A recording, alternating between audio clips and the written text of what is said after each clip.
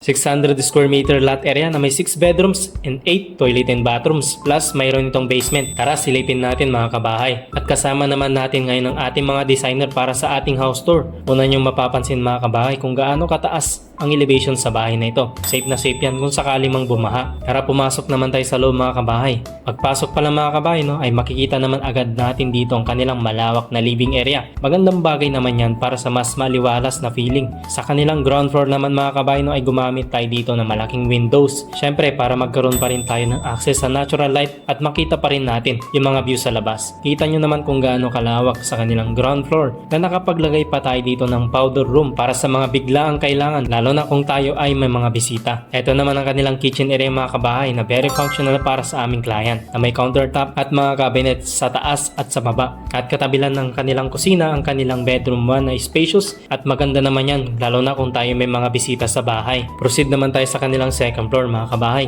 Gumamit naman tayo dito ng malaking windows para sa kanilang hagdan para syempre maging maliwanag at maliwalas ang pag-akyat natin sa kanilang second floor. Dito naman sa kanilang second floor mga kabahay ay located dito ang kanilang mga bedrooms at itong space namang ito ay ang kanilang family area. Punta naman tayo sa kanilang master bedroom na very functional at spacious. Mayroon din itong sariling balcony, walk-in closet at syempre mayroon itong master toilet and bathroom complete with a modern bathtub.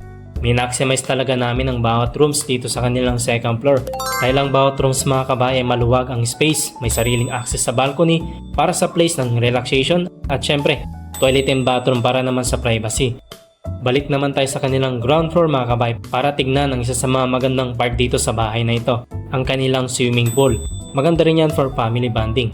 Sa tabi naman ng swimming pool mga kabay ay naglagay tayo dito ng toilet and bathroom para syempre bago sila maligo sa pool ay dito muna sila magbabanlaw. Hindi rin natin makakalimutan maglagay ng dirty kitchen dito sa kanilang bahay na may daan naman patungo sa kanilang basement kung saan located naman dito ang kanilang garahe.